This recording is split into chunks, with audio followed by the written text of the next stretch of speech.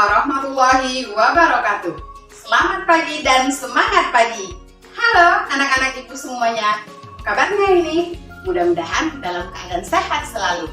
Bertemu kembali dengan saya, Ibu Kiki, dalam pelajaran matematika yang asik dan menyenangkan.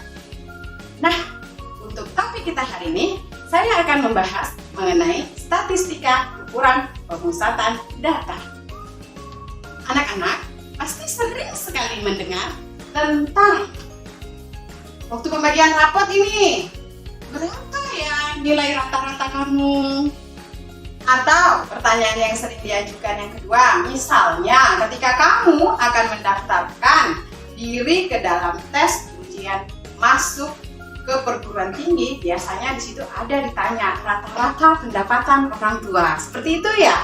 Atau yang erat kaitannya dengan kehidupan kita sebagai masyarakat pesisir, yaitu nelayan. Setiap kita bekerja memancing ikan nih, pasti guru-guru sering bertanya, berapa sih rata-rata hasil tangkapan ikanmu di dalam 1 minggu atau rentang waktu tertentu 1 bulan.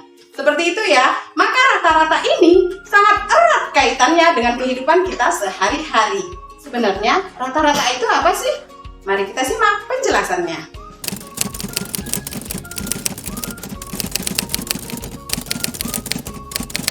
Nah, pada pertemuan sebelumnya kita telah membahas mengenai data terbagi menjadi 2, yaitu data tunggal dan data kelompok. Maka, untuk menentukan rata-rata dari suatu data, kita juga akan membedakannya menjadi 2 bagian, yaitu rata-rata untuk data tunggal yang dirumuskan dengan jumlahkan seluruh data dibagi dengan berapa banyak data yang telah kita jumlahkan tadi. Itu ya. Dan rata-rata untuk data kelompok. Nah, ketika rata-rata untuk data kelompok itu disajikan dalam bentuk tabel, maka untuk menentukan nilai rata-ratanya, kita dapat menentukan langkah pertama, yaitu titik tengah dari setiap interval kelas data. Kemudian kita kalikan frekuensi dengan nilai titik tengahnya, lalu jumlahin. Kemudian hasil dari penjumlahan nilai titik tengah tadi dikalikan dengan frekuensinya, itu kita bagi dengan berapa banyak data yang ada. Bisa ya? Bingung? Kalau bingung, mari kita simak contoh soal berikut ini. Nah, untuk contohnya, perhatikan permasalahan yang disajikan di depan ini. Ada percakapan antara Pak Hafiz dengan Bu Nora nih, dari nilai hasil ulangan kelas 11 IPA yang kemudian nilai itu dipertanyakan oleh Bu Nora. Gimana Pak nilai rata-rata ulangan matematika kelas 11 IPA? Nah, Pak Hafiz nih menjawab, lumayan Bu, hasilnya rata-ratanya 8. Benar atau tidak?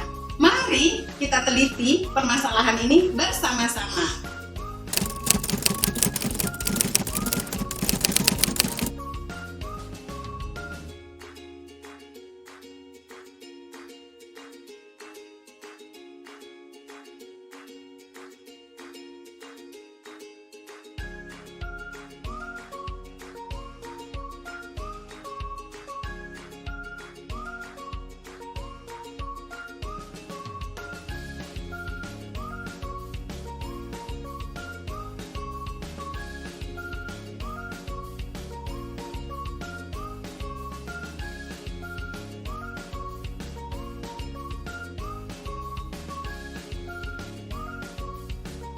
Nah, untuk perhitungannya, ternyata nilai rata-rata yang didapat setelah menggunakan perhitungan yang benar adalah 7,25.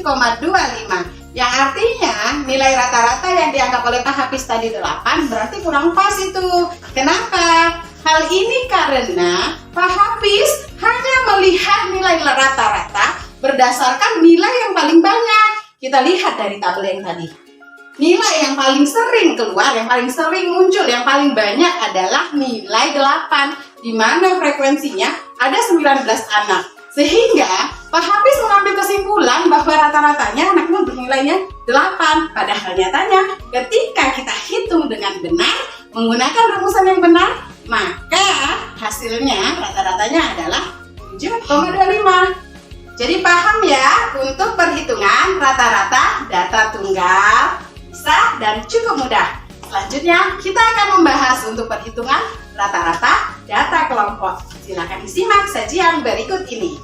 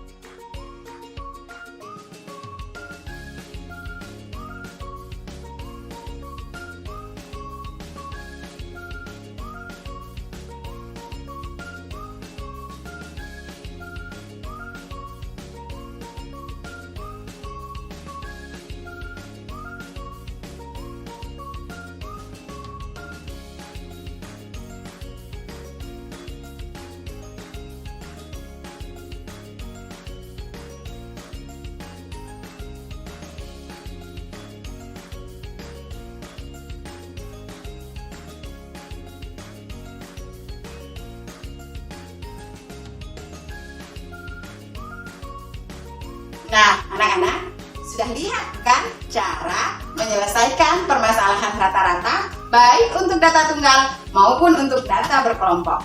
Cukup mudah bukan? Mudah-mudahan contoh soal tadi dapat menginspirasi kamu dan menyelesaikan permasalahan rata-rata yang ada dalam kehidupan kita sehari-hari. Demikian video saya kali ini, semoga dapat menginspirasi dan bermanfaat untuk kita semua. Salam bahagia dan tetap semangat. Assalamualaikum warahmatullahi wabarakatuh.